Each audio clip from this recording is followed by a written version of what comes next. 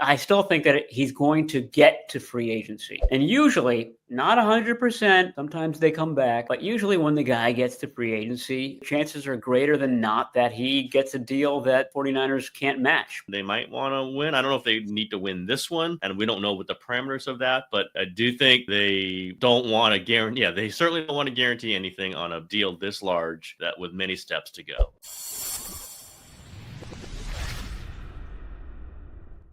Hey everybody, Tim Kawakami here, 49ers Plus Minus with my co-host from somewhere, Atlantic Ocean area. I don't know where you are, Greenland, I don't know, Newfoundland. It's my co-host, Matt Barrows, right off of the draft, the NFL Scouting Combine. You get on a plane, you zip off, who knows where. You never know where Barrows can be. I'm exploring the 51st state of Greenland right now. It's nice. Yes. Very, very snow-covered.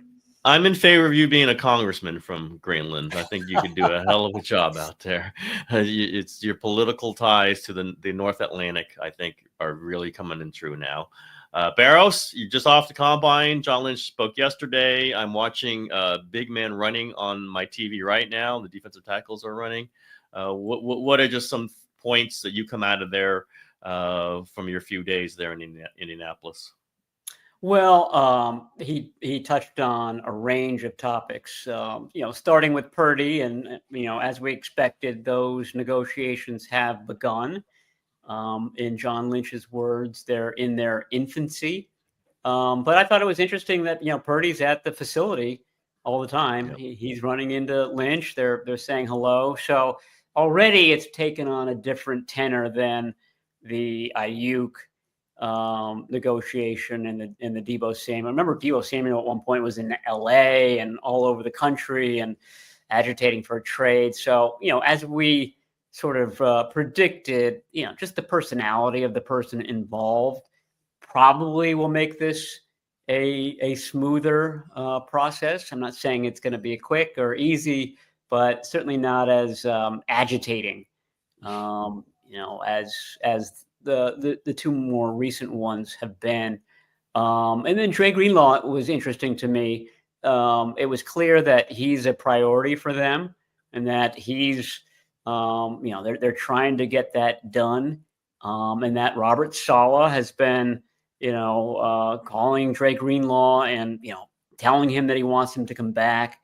Full court press from Saleh about that.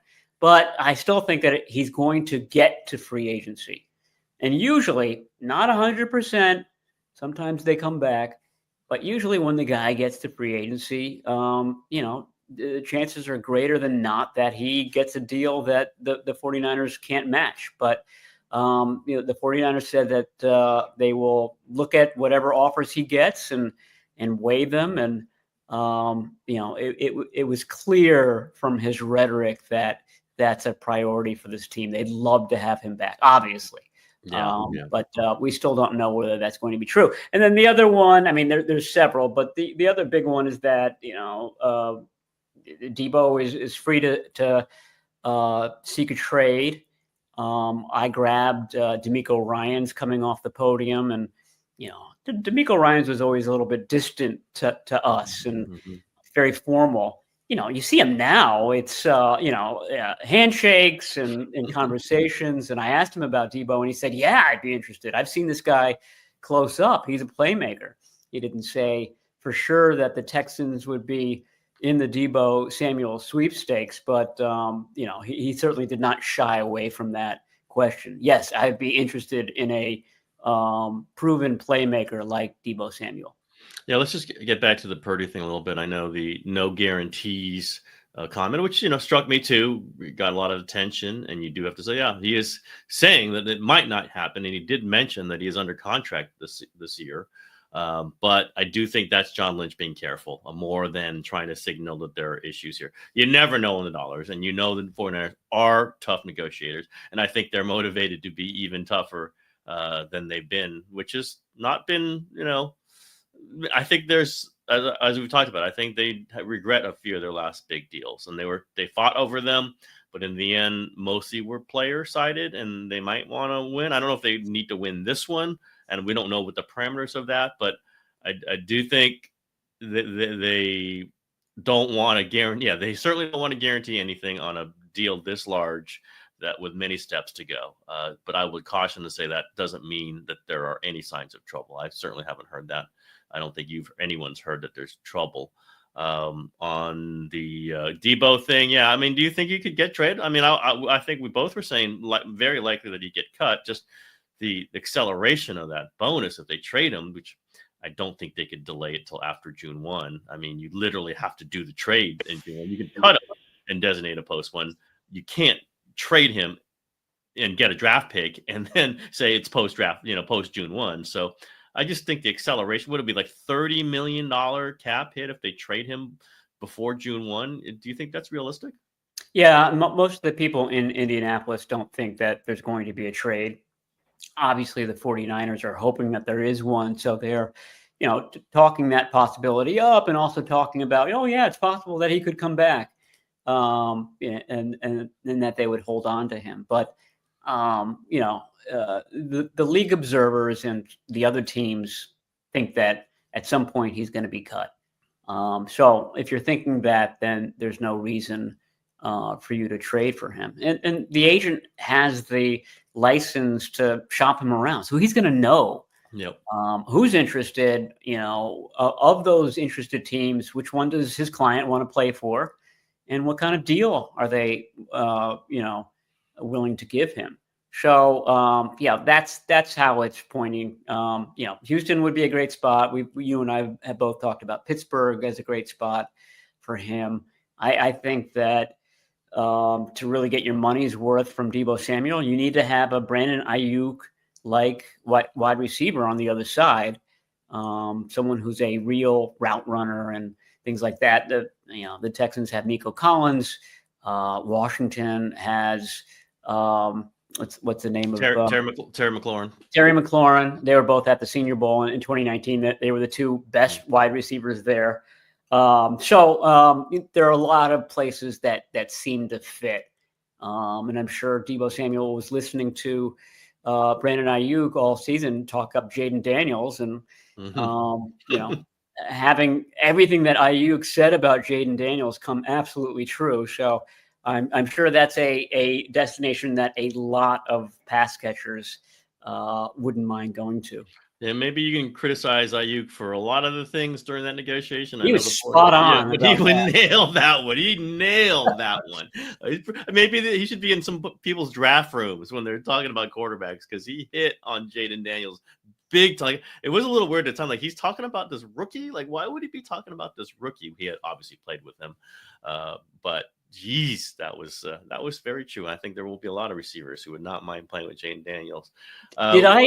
Wait, before we get off Aiyuk and Jaden Daniels, did I tell you about like the last week of the season? I would walk by. Remember, Brandon Aiyuk's locker is the last locker. Yeah, the you corner walk there. Past to get to the exit of the locker room. And one day I walked past it, and there was a Jaden Daniels Washington Commanders jersey on his stool. And then the day later, I walked by and there was a Kyle Shanahan University of Texas jersey on his stool. And I thought, wow, that is the 49ers offseason in just in a nutshell, in an image. I thought that was so perfect that those two were juxtaposed right there. What was Kyle's number in Texas? Not 87, of course. Okay. He was a big Ed McCaffrey. Ed McCaffrey. Okay, there you go. Yeah. Wow, that is that I did not know that. I did not see that. That is all fast. Derek Harmon, by the way, just put up a pretty good number running on the 40. I'm just. Oh, that's interesting. What did he run? 4.95, which is pretty. That's good. That's quite good for somebody his size. He's a big dude. I think he ran one of the fastest so far. What's his 10-yard split? Because that's what Kosurik looks at is the 10-yard split. I could not tell you since I'm just looking at this live, but we will not do much live commenting on this since it's just big man running. But I just looked up. Oh, that's the guy 49ers might end up with. Lynch also notably talked about the cash outlay they've had the last few years, called it like second or third. We know it is, it's not. This is not a salary cap. This is money they're paying during the year. When you're paying bonuses, when you're trying to knock down the overall cap hit, when you're paying different, doing restructures. You pay more up front to get the number down. And he says how high it's been, and they're going to peel it back a little bit. And he talked about tighter constraints. That caught a lot of people's attention, certainly caught mine. And I've been writing a little bit about how I've heard some of this, a little hard line feel, the Deebo situation. I just think they are not going to pay. Part of this is they were not going to pay him that option bonus coming up. And this is all playing into them saying we've paid enough cash. And I believe it's the Aiyuk deal. It's the Deebo deal. It's the Bosa deal. I'm not saying that they wouldn't, they understood why they did them, but I think there is some regret at the number they paid out. That must have caught your attention, Matt Barrows, when John Lynch literally says it, that they have tighter constraints. What do you think it really means? And were you surprised to hear him say it right now? No, only because you've been sort of prepping me for this. Mm-hmm. I mean, when you talk about cash, that's something that comes down from the tippity top of the organization. Yes. The owner talks about cash all the time. It's usually the GM and the head coach talk about cap. But cash is a little bit higher level thing. So you can see where that's coming from.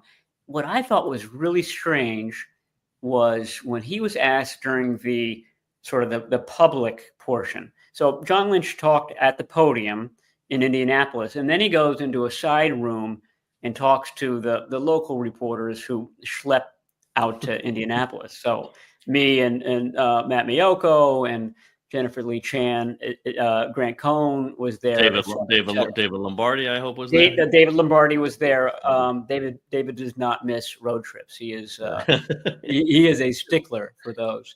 But so when he was at the podium, though, he was asked about Diana Rossini's report that people are calling about Brandon Aiyuk, and he didn't deny it. But in his answer, he started to talk about, we need to get younger. And that's when he brought up, how much cash this team has spent over the years. I just thought it was an odd time to bring that up. So I asked him later on, how serious are you about trading Brandon Aiyuk? He said, not serious at all.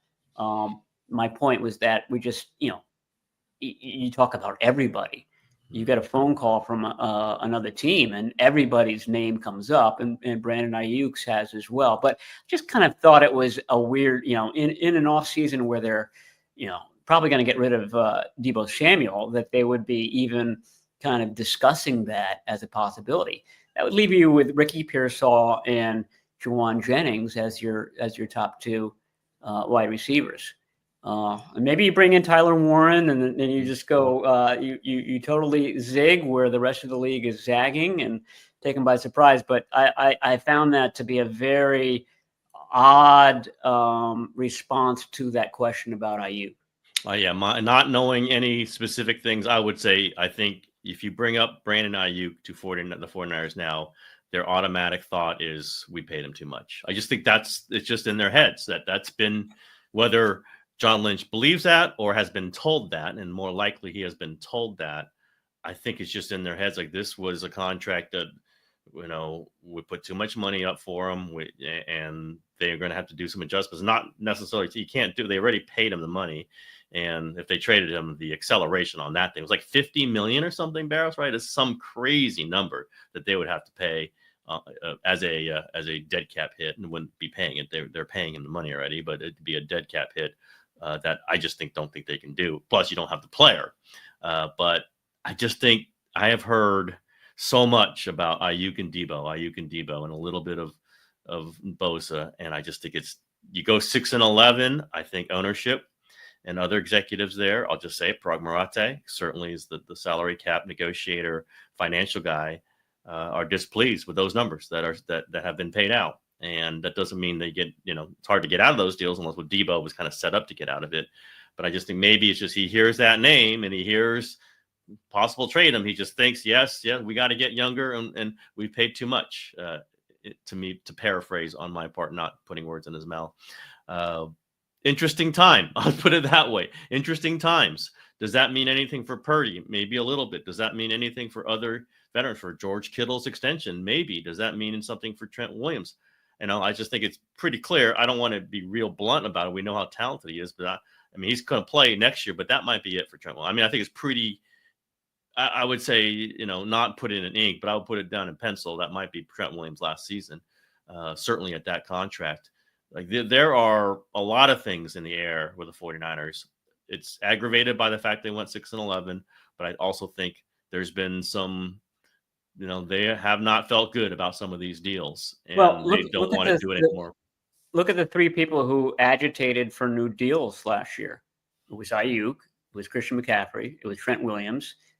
All of them injured for big chunks of the season. All of them didn't play very well. So that's been, unfortunately, a pattern for the 49ers. There are some exceptions to that. George Kittle is an exception. Fred Warner is an exception. These are all guys who did not peak during their contract year. But, some of these other guys have. Deebo Samuel and Brandon Aiyuk. I guess we can't really say that about Brandon Aiyuk yet. Got injured. But, He got injured. He was not off to a great start, however. So, yeah, I mean, if I'm the 49ers, I'm very leery of that. I would think that Brock Purdy would fall into the Kittle Warner category there, just in his makeup. So I don't think they're quite as worried about that, but I agree with you. I mean, does what you just said about Trent Williams kind of further your thought that they would use that number 11 pick on an offensive tackle? Yeah, it makes me think about it. I just don't know if there's the right guy there.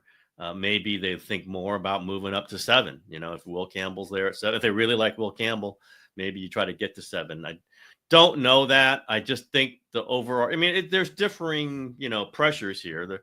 One of the pressures is that they don't like drafting mediocre tackles. They just don't like doing it. Certainly not the first, second round. And I don't know that they're going to think any of these guys are standouts. I don't know. If they do think one of them is a standout, and I don't see that happening, but if they do, then I could see them. Let's make a move to go get this guy. But 11 is really high to be taking a tackle you're not sure about, and they have historically not done that. They fell in love with McGlinchey. People can talk about athletically whether he really should have been at 10. They just fell in love with him. Is there going to be someone they could, the personality and the leadership, they could do the same thing in this draft? I don't know. I think they're taking a defensive lineman. That's why I'm looking at this and I'm talking to a few people. I don't even know if there's a proper defensive lineman to go at 11. And that's where I'm thinking maybe they make a trade. Like I'll just put it this way. I wrote what I wrote today saying that they could go after defensive line because I have heard there are multiple defensive linemen that may hit the market. One of them named Bosa. Oops, did I tip that hand? Who would like, if they have a choice, if he's cut or if the Chargers trade him, it's much more likely they'd cut him, would like to end up with the 49ers. That's one of the people. I'm not going to go through the whole list of people because I haven't heard it firsthand. That one I know. He's always kind of hinted that why wouldn't he want to go play with his brother on grass, on a defense that really seems fit for him. He's been hurt a lot. I don't know what you would pay him, but I have heard this. And so if this is in the air that some of these guys would like to end up with the 49ers, it does make sense. Want to play for Robert Saleh, want to play important games, presuming the 49ers will be in them. Then the 49ers kind of have to think about it, right? They have to think, are they going to get somebody better at 11 than some of these guys? And you wouldn't even have to give up 11, obviously, to get Bosa. I think they got to think about it. Now, the money comes into play, obviously, and the draft capital, and you want to get younger, and these guys are all about 30, right? Max Crosby is the one who's 27, same age as Bosa. I would give up a lot for Max Crosby. I would pay him a lot. Again, I'm not saying this is happening. I'm saying I'm not sure who they're taking at 11, Barrows. Let's talk about that. Like, who would be the natural fit? It feels like Tyler Warren is the best talent who might be there at 11. That's not a lineman. Like, that's not either a tackle or a defensive lineman. Do you go there? You duplicate a little bit with Kittle and get your defensive lineman and tackle otherwise? That's where I'm thinking maybe you move the pick because the value would be in getting another player and let someone else take Tyler Warren. That's just how I'm thinking right now. Tyler Warren today said that he wears number 44 because his dad wanted him to run like John Riggins ran. Mm-hmm. So a Washington fan like myself, I heard that and I almost fainted. I was like, this is the guy. He has to be the guy. But having said that, it would seem to me like that Tyler Warren, maybe even more than Ashton Genty, would be the mechanism for trading down in the draft. There's only a handful of real impact players. Probably those two are among those players, and maybe a team like the Broncos would come up. Broncos need a tight end. Broncos need a running back. I forget where they're picking, 18 or 20 or somewhere around there. That is probably where the 49ers would want to get their tackle. The McGlinchey situation is really interesting because nobody was talking at this time in 2018 about Mike McGlinchey being a top 10 pick. Because, he physically, he just, wasn't dominant. First round pick, maybe. But so the question is whether the 49ers take that lesson, as one that they don't want to repeat or one that they will repeat. And I don't know what really the answer is. They didn't obviously extend him. They picked up his 5th-year option. They do have Trent Williams, so they probably didn't want to pay a lot of money at the same position. But I would say that the LSU tackle Will Campbell is probably the most like that. He's been a left tackle at LSU in the SEC for 4 seasons since he was a freshman. So I mean, he's battle tested. He's going to be a high floor guy like McGlinchey was. McGlinchey, the rare rookie who started every game for the 49ers. I don't know if he lasts until 11, but that would not surprise me at all if he would be that. And Lynch did mention that when he was asked about the offensive line. He said, you know what, there are a lot of guys in this draft who maybe could play guard for a couple of years and then become a tackle a little bit down the line. I think Will Campbell kind of fits into that description. They could take him in 11 or move up for him and play him a guard. Initially, yeah. Interesting.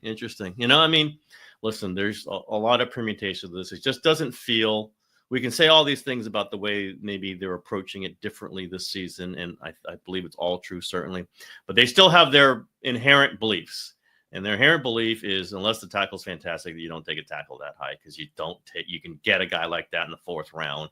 Or third Pooney. Well, Pooney was third, like 86th pick or whatever it was. Like, you can do that later.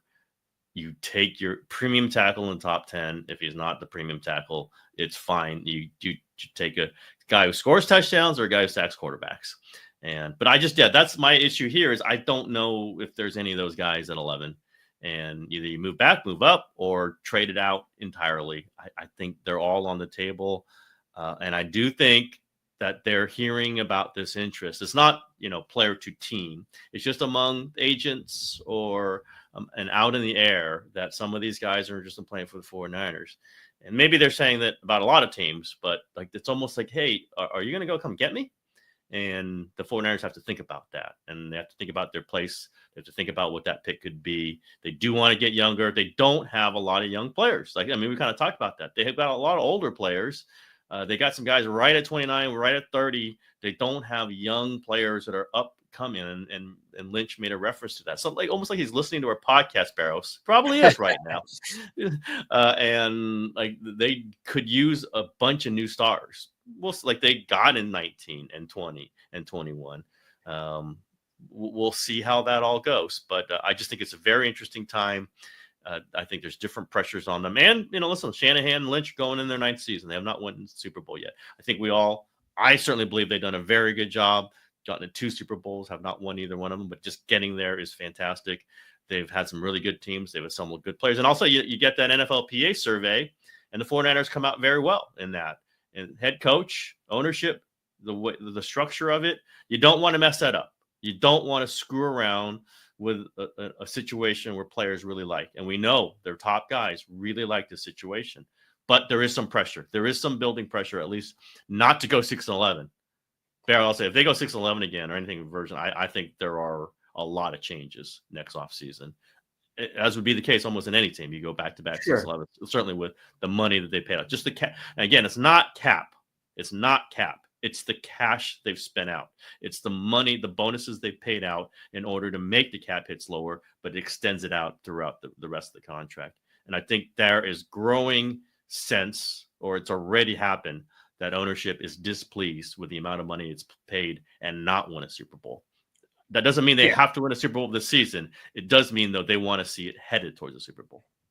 Yeah, they had a lot of injuries to high-priced players last year, and they're only getting older. So that's got to be a concern for this team, which, I think supports the idea of if they can, trading down and getting more picks. The strength of this draft is probably, rounds 2 and 3. A lot of guys, same kind of caliber guys. Defensive line, which you're watching right now, that's super deep. I mean, that goes into the 4th and the 5th round. You get a really good player there. There's a guy from Ole Miss, J.J. Pegues, who is a defensive lineman who plays fullback. I mean, I can't think of a more Shanahan type player than him. And he's supposed to be something like a 4th or a 5th round player. So, yeah, this would be the draft to get younger, maybe not with stars, but with your rank and file. And I think that's something that they probably need to do as well. Like they did last year, right? That's what they did last year. Yeah, it was a good draft last year. The 2023 draft, not so good. The 2022 draft, not so good. But, last year's draft, I think, has given them confidence that they can find some of these guys later in the draft. A couple of other things Lynch noted. I mean, he talked about a couple of medical guys. Was pretty optimistic about Brandon Aiyuk. Ahead of schedule right now. He said that Neil Elatrosh, the knee surgeon for the Stars, did Aiyuk's, which should be good news to everybody, and that there's a big marker coming up.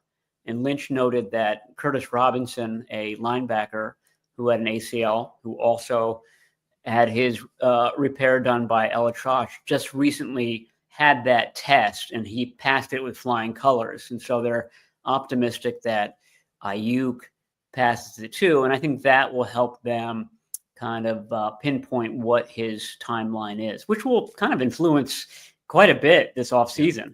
So if that test that's coming up, and I think it is, happens before free agency, happens before the draft, I think that will have a big influence on everything. Bad news medically is that Drake Jackson hasn't been responding well to the patellar. It's the one where the patellar tendon that goes into the quad, which a couple of other people have had. Weston Richburg, for example, Mike McGlinchey. That's probably the toughest injury.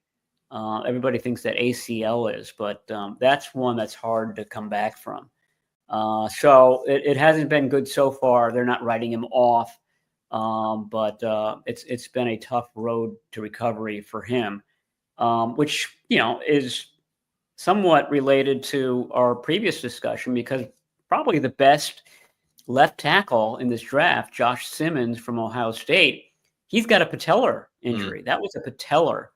I don't know whether the patellar is connected to your quad and it's also connected to your ankle.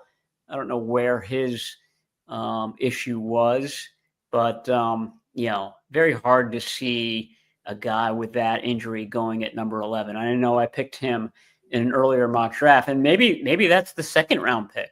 I don't know if any team is going to use a 1st round pick on him given that injury, but he would be probably the best guy if he were healthy, and the most 49ers like at that position.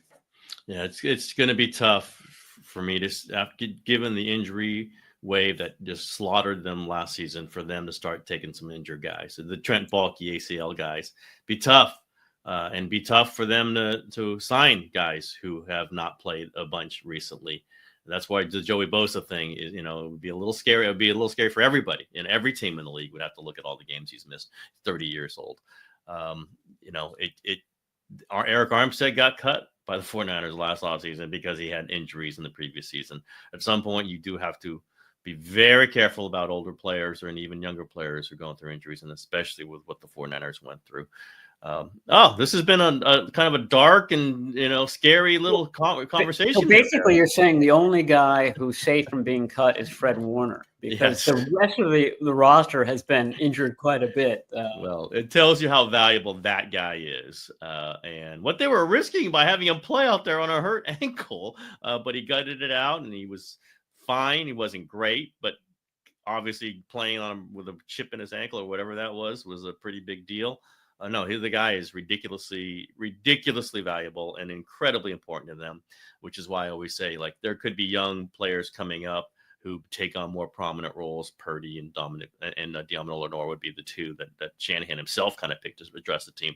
But they're not displacing Fred Warner and George Kittle. They're not replacing those two guys. Those two guys are the voices of the team. They remain the most important people in there. They remain very, very, very good players, as certainly Kittle has continued to display. So I wouldn't imagine Kittle would get hit on any kind of new, contract, limits for the 49ers. I think he would be reasonable. I think they would be reasonable. That's one guy you do want in minicamp, right? Sets a tone, sets the spirit of this team. Maybe there's a problem, but I don't know that one. Kittle and Purdy, I think, would be two guys that you don't deal with all this. Certainly Purdy, because the quarterback's different. The quarterback's just different. It's a different position. If you got a quarterback, you have a chance every year. And I think they're pretty well convinced that Brock Purdy gives them a chance every year. But we could be wrong. We both said April. I think we might be wrong on that one, unless this infant grows up very quickly in the negotiations. But it should be around late April, early May. It should be. We will see if that turns out. Yes. All right, Barrows. That's all I got. I will say you mentioned Joey Bosa. I was there for the media scrums for the two Ohio State defensive ends, JT Tui Moloau and Jack Sawyer. And, that would be a kind of high floor situation because they had such a good defensive line coach at Ohio State. And they both passed the Matt Barrows personality test. I mean, they were both really, really good at the podium. And I believe in that test. I mean, if you have not been wrong. I have heard, we're not going to say the ones that you flunked, but you have told me a few that you flunked, and you have not been wrong on Yes. Yeah. There were some dolts up there, but those two guys were really good. So, I mean, for our purposes, interviewing guys in the locker room, which to me is the highest criterion. Yeah.